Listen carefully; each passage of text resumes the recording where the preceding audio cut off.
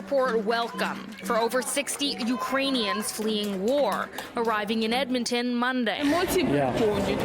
Yeah, that she's very emotional and she's very thankful for Ukrainian community. When you hear Valentina Gvoz's story of hiding in the basement with her 2 children to avoid shelling in central Ukraine before fleeing her home country to live with family in Red Deer, calling her a refugee seems natural.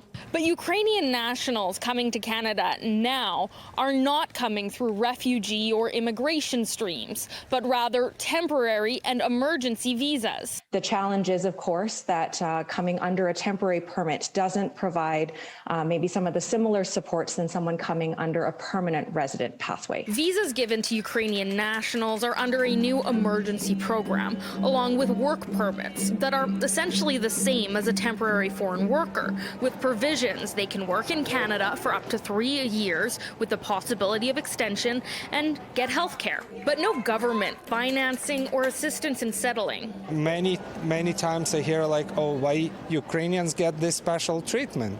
And honestly, I'm quite upset because Ukrainians didn't get any special treatment. There is no funding in place to support them. This man is sponsoring 13 people, and he has personal experiences navigating the system from when he immigrated to Canada. Imagine that mom who was fleeing the war zone with the kids for 1 month, coming here and have to go through that stressful process in everything have to be applied in English. Somebody have to help them to translate some. Well, Monday's plane was sponsored by community groups. Under this program, unlike government-sponsored refugees who get a travel loan, Ukrainians need to pay their own way to Canada. We would have some ability to provide some settlement supports, would be, again, kind of introduction to the city, learning about how to access the healthcare system. We do know that there are current conversations at the federal and provincial level about the possibilities for additional supports for folks that are fleeing the war in Ukraine, but we don't have details about that yet. To help those navigating sponsoring a loved one fleeing the Russian invasion of Ukraine,